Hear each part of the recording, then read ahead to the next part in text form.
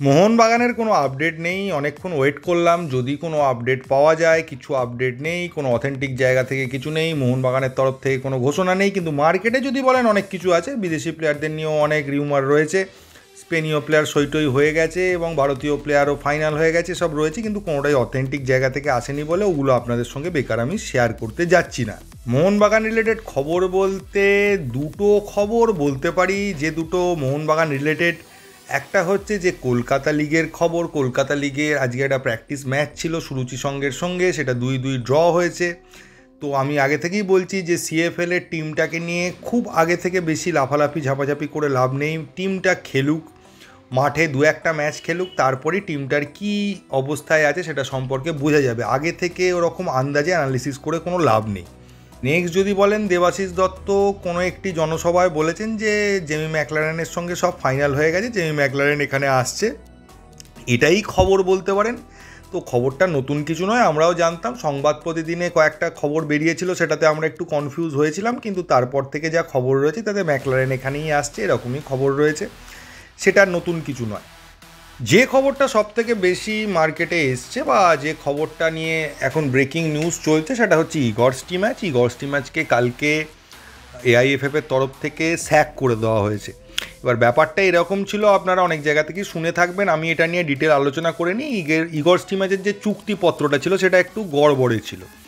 তো ব্যাপারটা এরকমই ছিল যে ইগর স্টিম্যাচকে আইদার নিজে থেকে রিজাইন করতে হবে বা এআইএফএফকে ইগর স্টিম্যাচকে স্যাক করতে হবে। কিন্তু ইগর স্টিম্যাচ যদি নিজে থেকে রিজাইন করেন তাহলে তাকে তার কন্ট্রাক্ট ভ্যালিড থাকবে না বা তাকে আর কোনো স্যালারি দিতে হবে না। কিন্তু এআইএফএফ যদি তাকে স্যাক করে তাহলে কিন্তু তার যতদিন পর্যন্ত চুক্তি ছিল 2026 সাল পর্যন্ত, মানে বলতে পারেন এবছর ছাড়াও সামনের 2 বছরের, মানে ওই 26 সালের যতদিন পর্যন্ত কন্ট্রাক্ট ছিল ততদিনের স্যালারিটা তাকে দিয়ে দিতে হবে।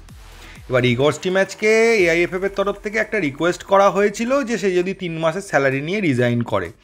সে বলেছিল যে আমি 3 মাসের কেন 1 মাসেরও স্যালারি নেবো না, যদি আমার সাথে সাথে এআইএফের কর্মকর্তারাও একই সঙ্গে পদত্যাগ করে তাহলে তিনি কোনো স্যালারি নেবেন না।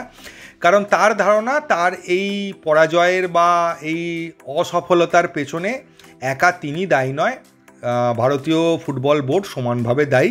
তারা যে প্রমিস তাকে করেছিল বা যে সময় তাকে দেবে বলেছিল, যে ফেসিলিটি তাকে দেবে বলেছিল প্লেয়ারদেরকে দিয়ে, তো সেগুলো তারা কিছুই দেয়নি। তাই তার এই রকম পারফরমেন্স হয়েছে এবং তার সঙ্গে একইভাবে কর্মকর্তারাও দায়ী। তাই তারাও যদি একই সঙ্গে রিজাইন করে তাহলে উনিও বিনা পয়সায় রিজাইন করে দেবেন, 1 পয়সাও চাইবেন না।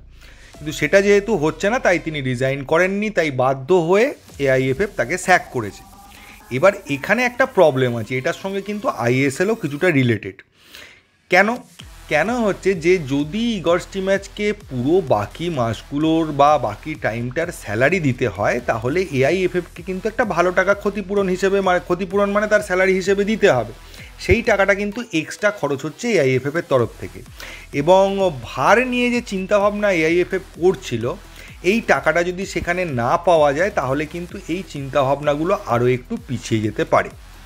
এবং এর ফলে আমরা কবে যে ভারের ইমপ্লিমেন্টেশন আইএসএলে দেখতে পাবো সেটা নিয়ে কিন্তু একটা প্রশ্নচিহ্ন তৈরি হয়ে যাচ্ছে।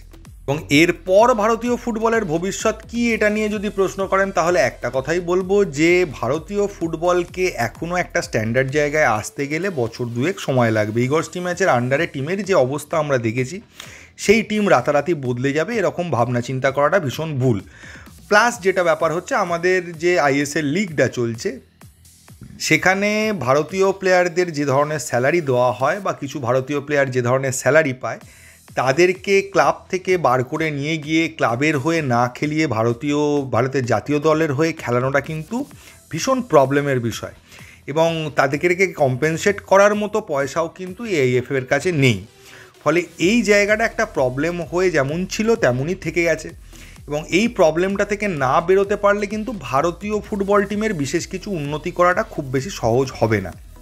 হ্যাঁ, আর্সেন ওয়েঙ্গার যখন এখানে এসেছিলেন তিনি যে কথাটা বলেছিলেন যে 15 বছর বয়স থেকে প্লেয়ারদের টার্গেট করতে হবে, তারা যদি 20-21 বছর বয়সে গিয়ে একটা জায়গায় পৌঁছে যায় তাহলে তাদেরকে নিয়ে টিম করে খেলানো যেতে পারে। সেক্ষেত্রে সিনিয়র প্লেয়ার কয়েকজনকে ওই ম্যাচের কিছুদিন আগে ক্লাব থেকে নিয়ে এসে তাদেরকে টিমের সঙ্গে যোগ দেওয়া যেতে পারে।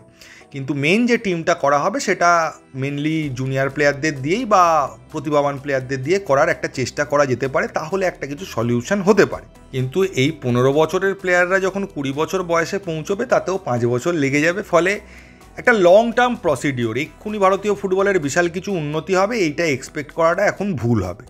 আর ভারতের নতুন কোচ কে হতে পারে সেটা নিয়েও কোনো আপডেট নেই বা কোনো খবর নেই। নানা রকম অনেকেই বলছেন যে একে করলে ভালো হয়, ওকে করলে ভালো হয়, সেটা নিয়ে আমি বলতে চাই না, কারণ AIFF কত টাকা কোচের পেছনে খরচ করতে পারে বা কত টাকা তাদের কিসে খরচ হয়, কীভাবে তারা টিম করতে পারে সে সম্পর্কে আমার কোনো ধারণা নেই। তাই আমি বলতে পারবো না আজকে অ্যান্টোনিও লোপেজ হাবাসকে নিয়ে আসুক বা ম্যানুয়েল মার্কেস রোকাকে নিয়ে আসুক তাদের স্যালারি আদৌ দিতে পারবে কি না, বা তারা যা যা চাইছে সেটা তারা AIFF প্রোভাইড করতে পারবে কি না, এটা নিয়ে কিন্তু অনেক প্রশ্নচিহ্ন আছে। তাই দুম করে বলাটা ঠিক হবে না যে এদেরকে নিয়ে এসেই কোচ করে দেবো আর ভারতীয় টিমের উন্নতি হয়ে যাবে, কারণ ফিনান্সিয়াল জায়গাটাও দেখতে হবে। AIFF-এর অবস্থা খুব একটা ভালো নয়।